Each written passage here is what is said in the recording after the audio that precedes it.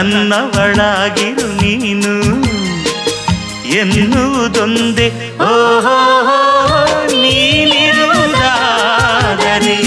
ಸ್ವರ್ಗವು ಈಗಲೇ ನಾವು ನಿನ್ನ ಜೋಡಿಯಾಗಿ ಎಂದು ಬಾಳುವೆ ಬಾಳುವೆ ಬಾಳುವೆ ಎಂದೆಂದು ಎಂದೆಂದು ನಿನ್ನನ್ನು ಮರೆತು ಬದುಕಿರಲಾರೆ. ಇನ್ನೆಂದು ಇನ್ನೆಂದು ನಿನ್ನನ್ನು ಅಗಲಿ ನಾನಿರಲಾರೆ. ಒಂದು ಕ್ಷಣ